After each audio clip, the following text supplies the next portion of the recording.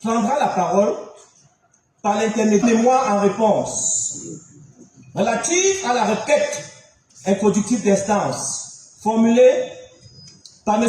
Teller Onana Léon. Vous constaterez que Maître Gabriel Eyamo, cette requête n'est pas paraphée par quelqu'un d'autre. Cela signifie, Monsieur le Président, que conformément au 19 décembre 1990, portant exercice de la profession d'avocat, que c'est Maître de cette requête, de ce mémoire-réponse. C'est le seul qui a endossé d'ailleurs.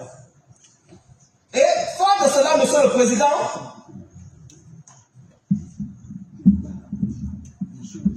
merci, cher confrère. Fort de cela, Monsieur le Président, cela a une incidence sur le plan procédural.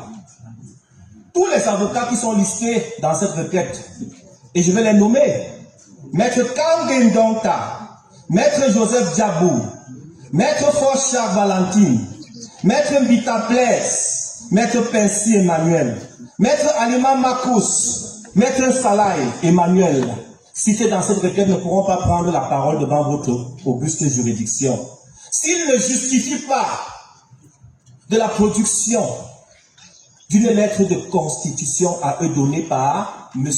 Paul Biya. Et ce que nous disons, Monsieur le Président, ne sont pas de simples affabulations. Cela trouve son fondement dans les dispositions de l'article 39 de la loi numéro 90, base 059, du 19 décembre 1990, organisant la profession d'avocat. Que dit cette loi, Monsieur le Président, cette disposition?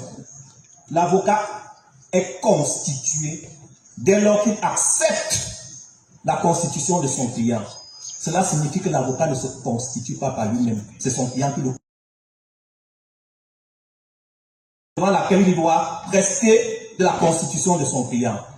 L'alinéa suivant dispose, Monsieur le Président, que lorsqu'il y a contestation sur la constitution d'un avocat, seul son client est fondé à dire une lettre de constitution dûment signée par M. Paul Biya. Sinon, la procédure sera biaisée, monsieur.